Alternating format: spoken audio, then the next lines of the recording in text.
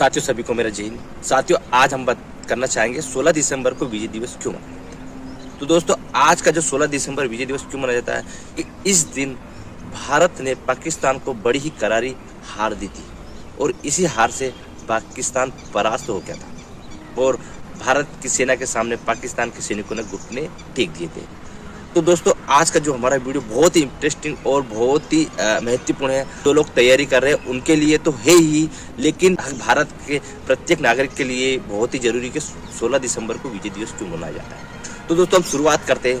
दोस्तों, बात है 3 दिसंबर।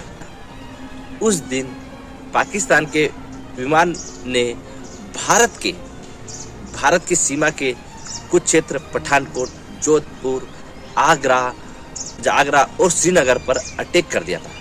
हवाई हमले कर दिए थे।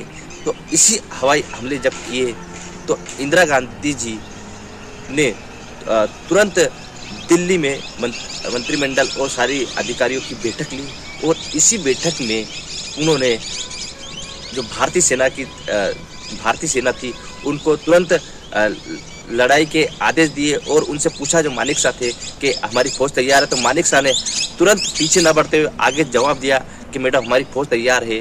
क्योंकि उस समय जो बांग्लादेश था, जो अभी पूर्वी पाकिस्तान के नाम से जाना था, वहाँ पर भी वहाँ के लोगों को पाकिस्तानी सेना के द्वारा बहुत परेशान किया जा रहा था। तो उसी के चलते हुए भारतीय सेना ने बड़ी जोरों तोरों से और बड़ी ही बल और देशभक्ति के साथ भारतीय सेना ने पाकिस्तान के बहुत सारे क्षेत्र में पाकिस्तान की सीमा में घुस गए और पाकिस्तान के सैनिकों को खदेड़ दिया। इस खदेड़ से पाकिस्तान पूरा डर के मारे कांपने लग गया। क्योंकि भारतीय सेना ऐसी है दोस्तों, अगर आप हाथ मिलाओगे तो वो भी हाथ मिलाएगी और आप हथियार दिखाओगे तो भारतीय सेना फिर छोड़ेगी नहीं, उड़ा ही देगी आपको। तो दोस्तों, ऐसा ही हुआ कि भारतीय सेना के जवानों ने खूब ही जोरों शोरों से पाकिस्तान की सीमा पर कब्जा कर लिया और पाकिस्तान की सीमा के आगे बढ़ गए। सीमा पर जैसे आगे बढ़ते गए पाकिस्तानी सैनिक पीछे हटते गए।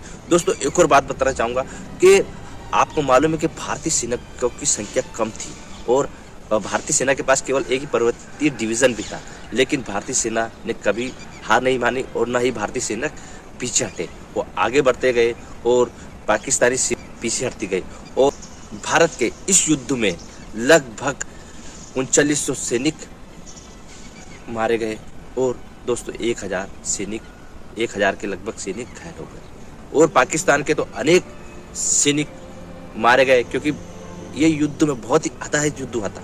ये युद्ध भारत और पाकिस्तान के बीच तीसरा युद्ध था। इस युद्ध में भारत ने बड़ी करारी परस्त दी, पाकिस्तान को धूल चटा दी। इस युद्ध में पाकिस्तान का जो युद्ध होता है इसमें हमेशा याद कर रहेगा। हर भारतीय को याद करना चाहिए कि हमारे अनेक जवान किस प्रकार से शहीद हुए और उन्होंने अपने देश की रक्षा के लिए किस प्रकार से उन्होंने लड़ाई लड़ी, अपनी जान की परवाह न करते हुए पाकिस्तानी सीमा की बॉर्डर में घुसते गए और जब ये जीत हुई तब उसको एक नया जो पूर्वी पाकिस्तान बना है वो बांग्लादेश ही पूर्वी पाकिस्तान बना है। तो इस युद्ध में जब आगे बढ़ते गए हमारे भारतीय सैनिक, तो क्या हुआ कि 14 दिसंबर की बात, युद्ध में हमारी सेना क्या युद्ध लड़ी रही थी और पाकिस्तान की सीमा में घुसते पाकिस्तानी सैनिकों को मार रही थी। तब 14 दिसंबर का समय था।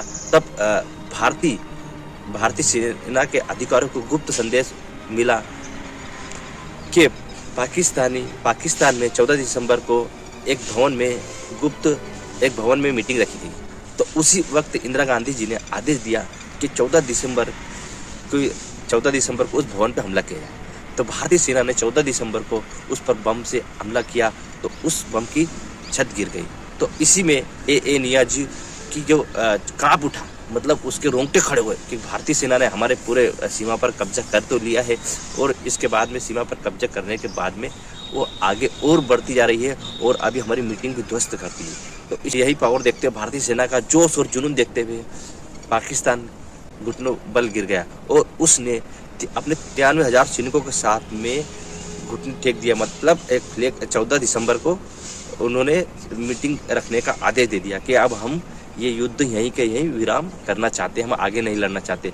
तो धीरे आगे बढ़ा और 16 दिसंबर को भारत और पाकिस्तान की सीमा पर भारत और पाकिस्तान के दोनों अधिकारी और सभी की बैठक हुई और इसके साथ भी पाकिस्तान ने उनके 93,000 सैनिकों और टैंक और बहुत सारी चीज़ों के साथ में भारत के सामने घुटने टेकते हुए आत्मसमर्पण कर दिया और इसी दिन 16 दिसंबर को विजय दिवस मनाया गया। तो दोस्तों खास कितना है कि आप भारत के लिए कितने हमारे भारतीय जवानों ने किस प्रकार से अपनी आहुति दी और अपने आहुति से ही आज हम यहाँ तक सुरक्षित है और हम लोगों में जोश और जुनून रहना चाहिए। देशभक्ति हर भारतीय में, हर भारत के नागरिक में देशभक्ति रहना चाहिए, क्योंकि यही देशभक्ति आपको एक दिन सही मार्ग बताएगी। तो दोस्तों बस आज के लिए इतना ही। हंसते रहिए, मुस्कुराते रहिए और ऐसे ही अपने जीवन का आनंद लेते रहिए। मिलते दोस्तों नेक्स्ट दिन। जय हिंद, जय भारत।